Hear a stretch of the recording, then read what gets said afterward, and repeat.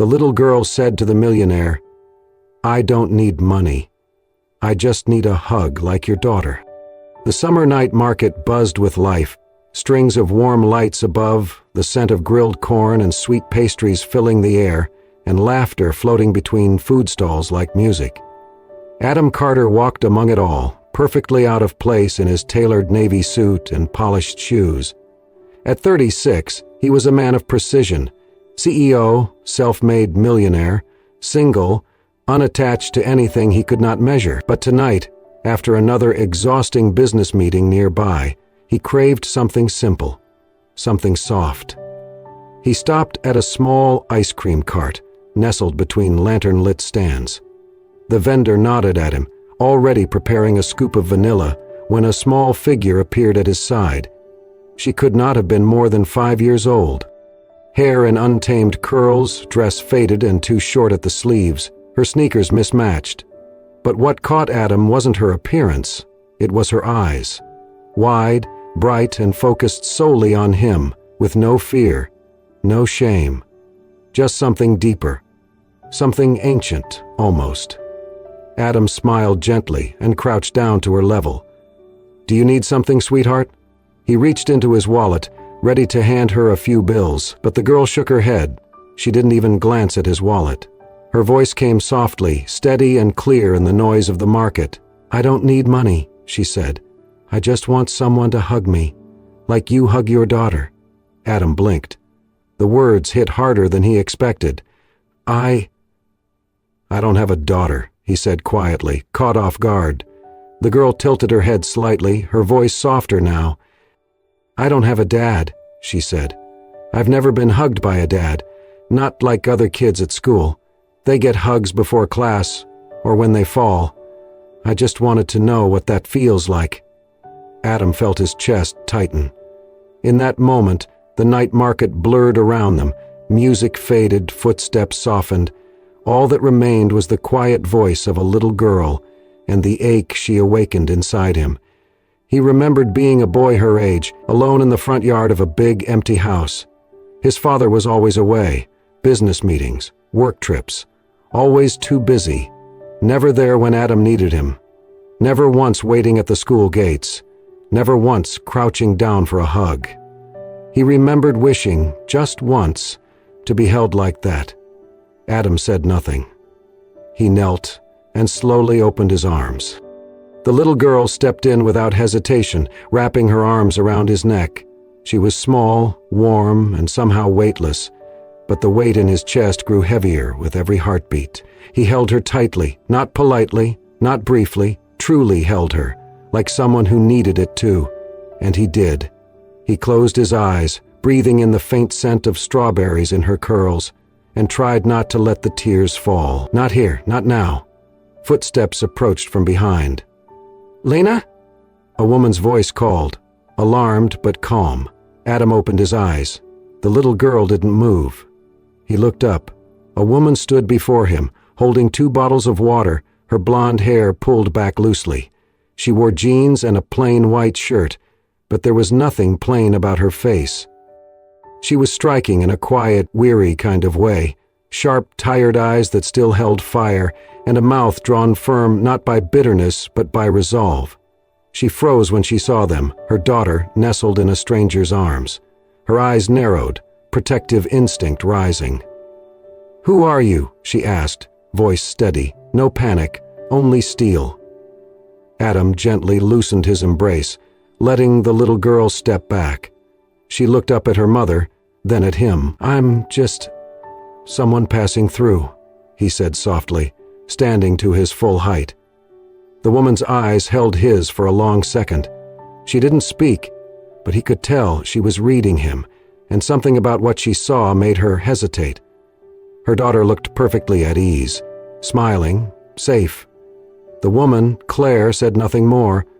She just reached for her daughter's hand and gave Adam a small, slow nod.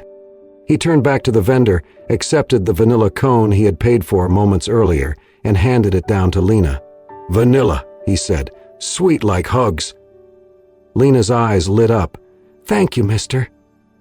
He smiled faintly, then turned and walked away, his tall frame blending into the river of strangers under yellow lights.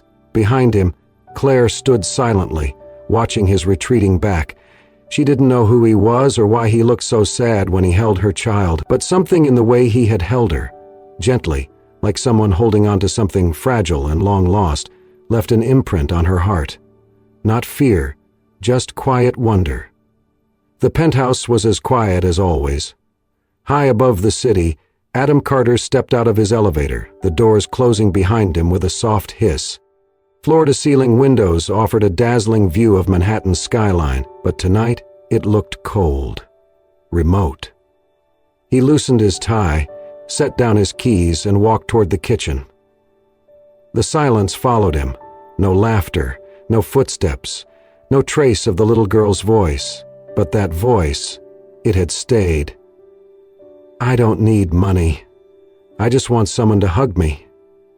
Adam had heard a lot of things in his life. Sharp questions in boardrooms, hollow congratulations at galas, whispered promises from women who only wanted to be seen on his arm. But nothing had ever cut as deep as that. He sat down at the kitchen counter, hands folded, staring at nothing. The image of her face, her curls, her wide eyes, the way she had leaned into his chest without fear, would not fade. And neither did the ache that followed. For the first time in years, Adam allowed himself to remember. He was 7. A birthday. A new toy left on the marble kitchen table, wrapped neatly, no card. His father had called from an airport in Tokyo, his voice tired. "Happy birthday, son. There's money in your account. Buy whatever you want." No hug. Not even a handshake. And it had always been that way. Business came first. Always. His father built a fortune and gave Adam the best schools, the best food, the best future money could buy. But never once had he sat down on the floor to play. Never once had he waited at the school gates. Never once had he opened his arms. Adam had buried all of that, or so he thought. But tonight that little girl's hug had pulled it all back up, like a weed he thought was dead, but had never really been uprooted. He didn't know her name. He didn't know who she was or what her life looked like outside that market. But he remembered her mother. Blonde, tired, protective. And yet, when she saw him holding her daughter, there had been no shouting, no panic, just a quiet understanding in her eyes. Like maybe, just maybe, she'd seen that sadness in his face too. Adam sat there for a long time. He poured himself a drink but never took a sip. Instead, he pulled out his phone and opened his calendar. He deleted a dinner reservation scheduled for the next Friday. Then he tapped in a note. Return to market, 8:30 p.m. He didn't know what he was hoping for, but he knew what he felt. And that feeling, foreign, fragile, had a name he hadn't said in years. Longing. The night market was alive again. A week had passed since Adam Carter walked away from that small child and her quiet mother, but he had not stopped thinking about them. Now, dressed more casually, still crisp but not polished like before, he returned to the same spot, weaving through crowds and music and sizzling food stalls. He searched slowly, scanning each corner, trying not to look too eager. Then he saw them. Near the far edge of the market, tucked beneath a string of hanging paper lanterns, stood a small table covered in handmade items, woven bracelets in soft colors, embroidered cloths, tiny notebooks with hand-drawn covers. Behind the table stood the woman he remembered. Blonde hair tied back, eyes sharp and quiet. She wore jeans and a linen shirt rolled at the sleeves. Her hands moved carefully as she organized the display. Her every motion calm, practiced, deliberate. Next to her sat the little girl. She was drawing again, crouched over a pad of paper with a stubby crayon clutched in one hand, tongue poking from the corner of her mouth in concentration. Adam hesitated for just a moment, then approached. "Hi," he said softly, offering a tentative smile. The little girl looked up first. Recognition bloomed across her face instantly. "It's the vanilla ice cream man," she shouted with delight. Adam laughed, the sound surprising even himself. Close enough. Claire, he still didn't know her name, lifted her gaze then. Her eyes widened for a split second, but there was no fear in them, only a guarded curiosity.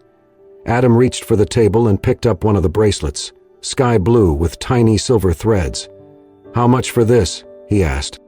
Claire studied him for a moment, then said evenly, $5. He pulled out a 10 and placed it in the tin box beside her. The little girl tugged at her mother's sleeve. "Can I show him my picture?" Claire nodded. Lena, he caught her name as the girl spoke, turned her pad toward him. It was a crayon drawing of 3 stick figures, one tall, one medium, and one small. They stood under a big yellow sun, with a pink heart floating above them. "This is me and Mommy and," she paused, grinning, "a friend." Adam looked up. Claire's expression softened, just for a moment. "I'm Adam," he said, offering his hand. "Claire," she replied, shaking it gently. "This is Lena." "We've met," he said with a small nod toward the child. Claire smiled, not quite warmly, but not coldly either. As customers drifted past, Adam lingered at the corner of her table. They talked in short, careful exchanges about the weather, the market, the bracelets. Then, more slowly, the conversation turned personal. Claire told him she used to study art. She had dreamed of becoming an illustrator for children's books. College didn't last, she said, adjusting a display of bracelets. Lena came early and alone. Adam didn't press. Her voice was calm, not bitter. She wasn't ashamed of her story, only matter of fact. "I work evenings at a diner sometimes," she added. "Other nights I sell here. It keeps us going." Adam watched her hands, strong, precise, tired. He imagined them once sketching gentle forests, playful animals, fairy tale scenes. Now they tied knots in thread and stitched initials into handkerchiefs. "Do you ever get tired?" he asked, genuinely curious. Claire paused. Her eyes flicked toward Lena, who was now drawing another sun. Then she said, with a small smile, "As long as she keeps smiling, I don't get tired." Adam said nothing, but the words landed deep. He looked at her, not at the curve of her jaw or the way her hair caught the lantern light, but at the quiet strength she carried like a second skin. A woman who'd given up everything for a child and never once seemed to want the world's pity for it. In all the boardrooms and ballrooms of his life, Adam had never met anyone like Claire. And in the warmth of that little market, in the soft light of paper lanterns and laughter, he realized something he hadn't felt in years. Respect. The real kind. Earned, not assumed. The kind that made him want to listen more than speak. He stayed a little longer that night, long enough for Lena to gift him a new drawing, a flower with a smiling sun, and for Claire to hand him a second bracelet, just because. As he left, Claire said only, "Thanks for stopping by." Adam nodded, but in his heart he knew he wasn't just stopping by. He'd be back. And next time, he wouldn't be a stranger. The weeks passed quietly, like soft pages turning in a book. Adam Carter kept returning to the night market, at first just on weekends. Then, a few quiet weekdays too, always to the same table with handmade crafts, always with the same intent. He came with something new each time, bags of fresh fruit, boxes of children's books, warm clothes in Lena's size, coloring pens, sometimes a hot meal wrapped in foil. He never made a show of it. He simply placed them gently beside Claire's basket or handed them to Lena with a smile. Claire never asked for any of it. She rarely even thanked him with words. But over time her eyes softened when she saw him walking through the market lights, and sometimes when he wasn't looking, she smiled. They began to share small things, street food at closing time, stories about their days, quiet jokes. Lena always sat between them, drawing, chattering about her pictures.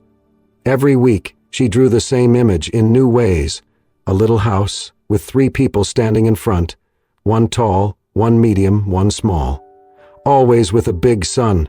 "One day this will be our house," she said once, proudly. "It has 3 beds, one for Mommy, one for me, and one for the vanilla ice cream man." Adam chuckled, but Claire had looked away quickly. Her fingers tightened slightly on the edge of the table. They never called what they were doing anything. Not dating, not friendship, not charity. Just staying. One night, as they sat eating grilled corn near the curb, Adam spoke more honestly than he expected. "I never really knew what it was like to have a dad," he said. "I mean, technically I had one, but he was always in meetings, always building his empire, never once sat at the dinner table, never came to school plays, never hugged me." Claire looked up from her cup. Adam continued, his voice quieter. "You know what I remember most from elementary school? Watching other kids run into their dad's arms. I used to pretend I didn't care, but I did. I cared a lot." There was a long pause. Then Claire said softly, "I guess that makes two of us." Adam turned to her. Claire looked down at Lena, who was curled up on a blanket nearby, flipping through a picture book. "I had a mom who tried, but my dad left before I turned 10. I never saw him again." Adam nodded slowly. Their stories weren't identical, but the ache beneath them, that was the same. Two grown-ups, successful and surviving, still learning how to heal. The next Saturday, rain fell hard. Claire didn't open her stall that night. Adam waited anyway. He stood by the familiar corner, umbrella in hand, scanning the street. And then he saw them, Claire and Lena, huddled under the bus shelter, Lena's head resting on her mother's lap. Claire looked up, surprised to see him. "She's burning up," she said quickly, her voice shaking. "I tried the clinic, but they were full and—" Adam didn't wait. "Come with me," he said. "I've got a car." They rushed to the hospital, rain slamming against the windshield. Adam drove like it was his own child in the back seat. At the ER, he stayed close. Claire handled the paperwork. Adam paced the hall. Lena whimpered in her arms.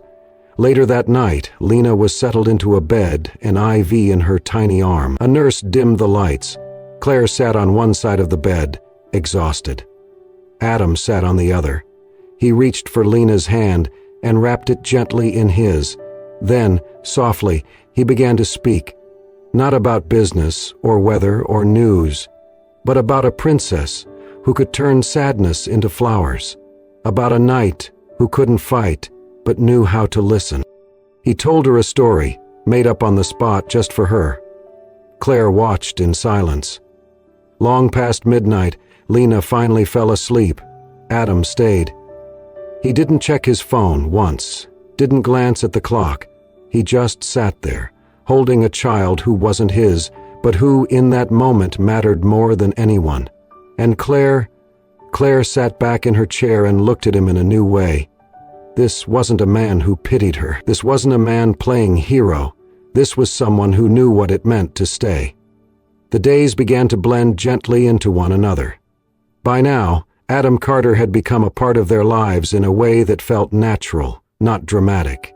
There was no announcement, no shift in title or label, just a quiet, growing presence, like a warm light gradually filling a dim room. Lena had started calling him Mr. Warm. The name stuck after she said it the first time, innocently pointing at him during a picnic in the park. Because he brings warm food, and warm hugs, and he always smiles with his eyes. Adam had laughed, but Claire had gone still for a moment. She didn't correct her daughter. She didn't laugh either. She just looked at him and nodded faintly, as if to say, "It's true." They spent weekends together, never extravagant but meaningful. Adam had offered 5-star restaurants, private rooftops, luxury experiences. Claire had gently refused them all.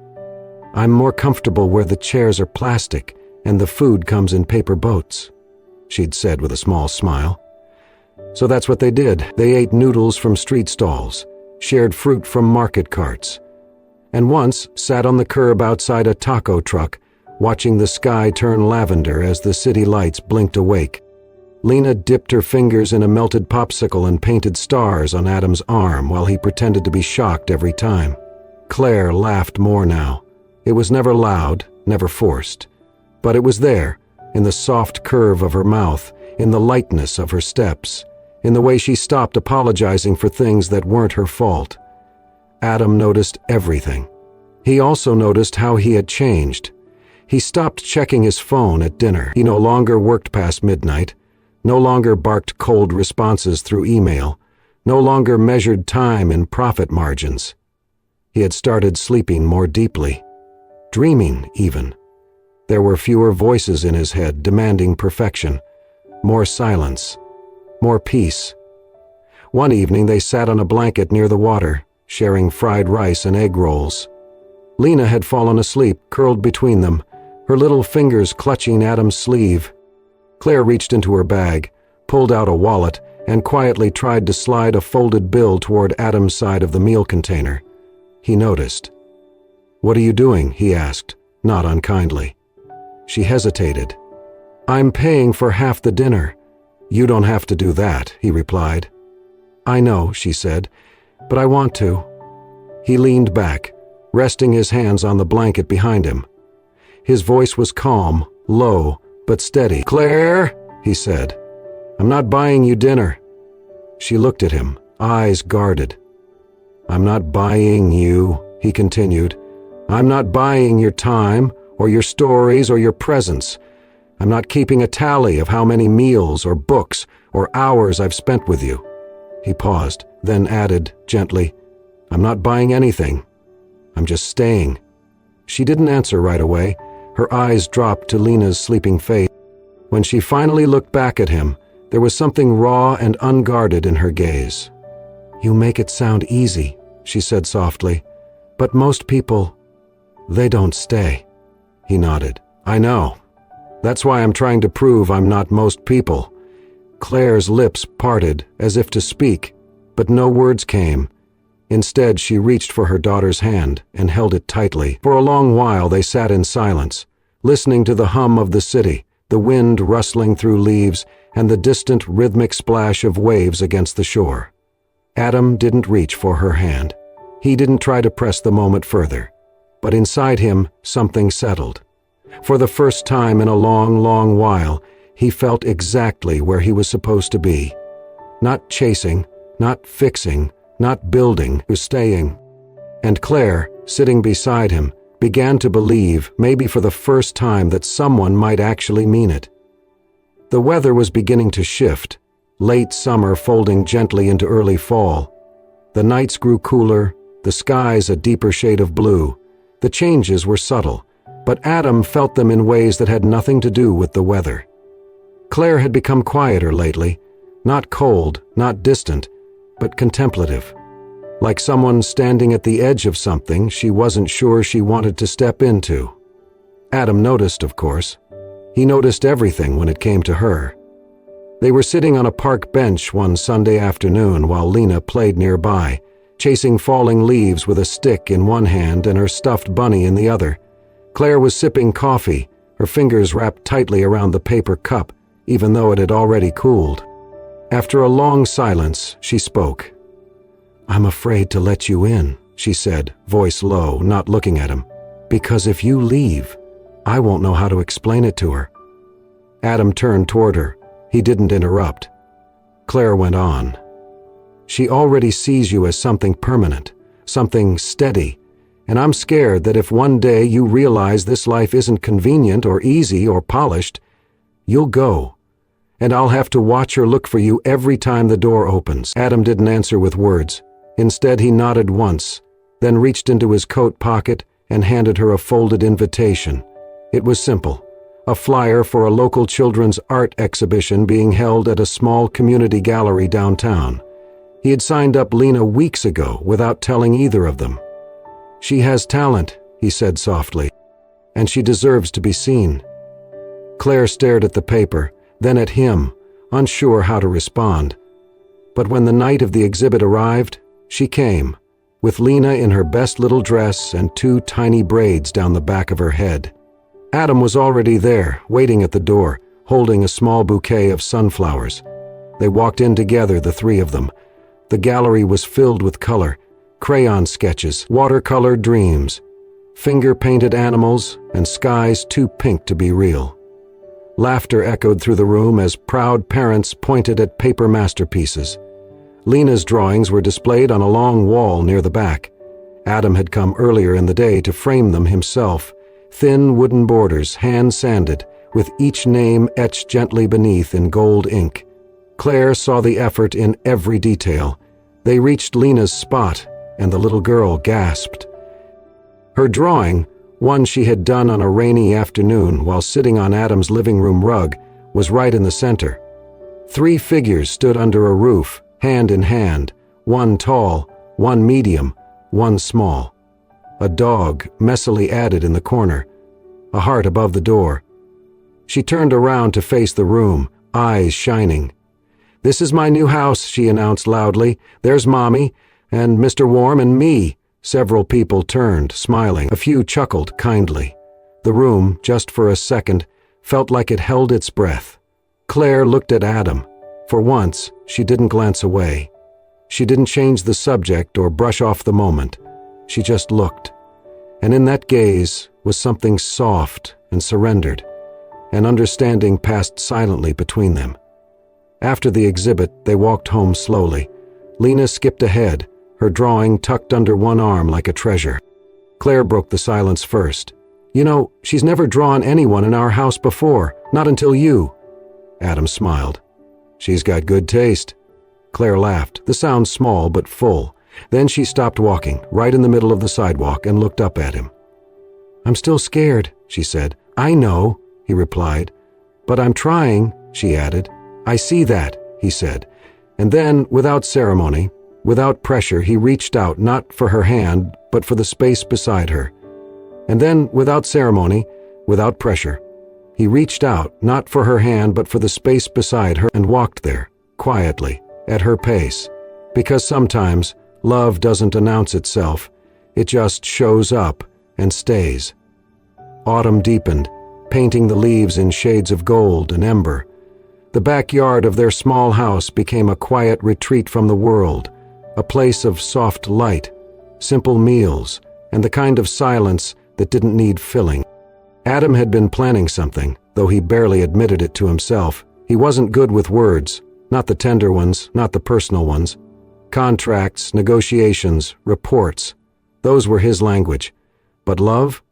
Love had always been something that happened to other people, and yet here he was, folding napkins, arranging paper flowers he had made himself, after watching half a dozen tutorials.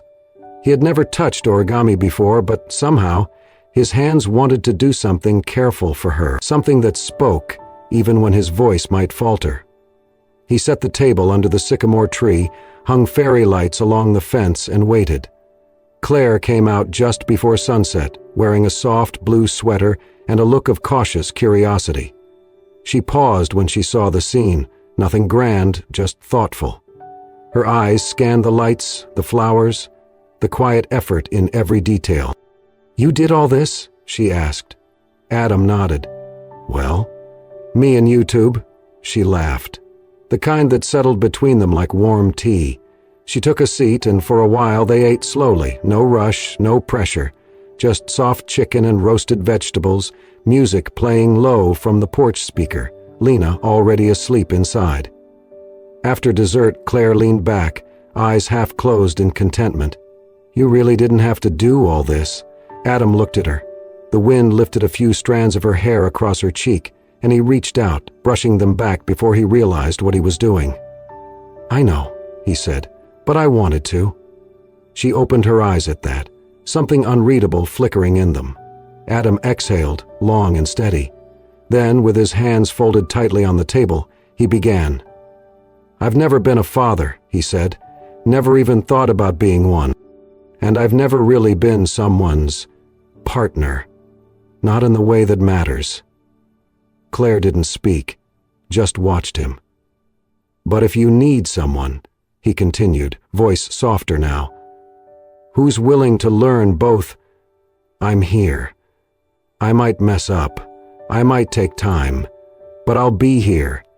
Not because I feel obligated, because I want to." The words hung in the air between them, fragile and unpolished, but true. Claire didn't answer right away. Instead, she stood up slowly and stepped around the table. Adam rose to meet her, uncertain, hands still at his sides. She wrapped her arms around him, not tightly, not desperately, just wholly. Her voice was almost a whisper. "I don't need magic," she said, head resting on his shoulder. "I just need someone who stays, honestly and long enough." Adam closed his eyes, his arms finally rising to hold her back. And in that embrace, in the quiet that followed, something settled into place. It wasn't a grand declaration. It wasn't fireworks. It was something better. It was real. A year passed like a quiet breath, soft and full of change. The seasons rolled over the city gently, and by the time autumn returned, Adam Carter no longer lived in a high-rise penthouse above Manhattan. He now woke up each morning to birdsong and the scent of fresh coffee in a small, sunlit kitchen in a cozy house just outside the city limits. The home was modest, a white fence, a flower bed that Claire had planted from scratch, 2 bicycles leaning against the porch. Inside, the walls were warm and lived in, decorated with Lena's colorful drawings and tiny handprints in paint across the hallway. Adam had never lived somewhere like this, not even as a child. But somehow, nothing had ever felt more like home. Claire had started a small art class in their backyard studio, a space Adam had built with her over the spring. She painted a sign herself, "Little Light Studio." Children from the neighborhood came 3 days a week, bringing with them markers, laughter, and a new kind of joy Claire had never known she needed. Adam spent his days in slower ways now. He still managed his business, still took important calls, but only from the office down the hall. He spent more time volunteering at the children's center in town, where he read to kids, fixed broken toys, and taught a weekly class called How to Listen Like a Superhero. And Lena, now officially a first grader, wore her backpack like a cape and proudly told everyone she met that she had 2 homes now, one in her heart, and one with a mailbox and a garden and a dad who made silly pancakes on Saturdays. She had a favorite shirt too, a white tee with a hand-drawn design that Claire helped her make. On the front it said, "Being hugged is my superpower." Adam couldn't read the words without swallowing hard. On the day of Lena's 6th birthday, they threw a small party in the backyard. There were balloons tied to fence posts, handmade paper crowns, and a cake shaped like a giant crayon box. Friends and neighbors gathered, bringing gifts wrapped in rainbows and ribbons. But the real gift came near the end of the afternoon, after the candles had been blown out and the first round of cake had been devoured. Lena stood on a little stool in the middle of the yard, still wearing her paper crown, her cheeks smudged with frosting. She held a crumpled note in one hand and a lollipop in the other. "Okay," she said proudly, clearing her throat like a professional. "I have something to say." The yard went quiet, the kind of hush that comes from real affection and attention. She looked at Adam and Claire, then at the guests, then back at her paper. "A long time ago," she began, "I didn't have a daddy, and I used to think maybe I'd never get to have one. I used to see other kids at school get picked up by their dads or hugged before class, and I would pretend I didn't care." Her voice wavered a little, but she kept going. "But then, one night, I met someone, and I asked him for a hug. That was all I asked for, just one, because sometimes that's the only wish your heart can fit." She looked over at Adam again. "And I got my hug. But then, I got more. I got someone who stays, someone who eats noodles on the sidewalk with me, someone who reads the same book 5 times and still laughs at the silly part." Lena took a deep breath. "So today I want to say this. I used to wish for one hug, but now I have a hug that never lets go." The crowd clapped. Some wiped away tears. Claire reached for Adam's hand, squeezing it tight, her eyes wet but shining. Adam stepped forward, lifted Lena off the stool, and hugged her close. Then, without a word, he reached for Claire, pulling her in too. 3 of them, standing in a circle of sun and confetti, in the middle of a backyard that smelled like cake and grass, and something softer than either of those: love. Adam kissed the top of Lena's head and whispered, "And I, sweetheart, I finally learned how to love. One hug at a time. Sometimes all it takes is one small voice to change the course of a guarded heart. Sometimes a single hug, given or received, can open a door to healing that no amount of success, wealth, or logic ever could. Adam thought he had everything until a little girl reminded him that real love is not something you earn, it's something you stay for. And Claire, who had spent so long being strong for two, finally learned what it felt like when someone stayed for her too. This wasn't just a story about a man and a woman, or a mother and a daughter. It was a story about choosing to stay, about showing up when it matters most, and about how a simple wish for a hug became the foundation of a forever family. If this story touched your heart, made you smile, or reminded you of the quiet power of love, you belong here. Subscribe to Wild West Love Stories for more soul-stirring tales of hope, healing, and unexpected connections.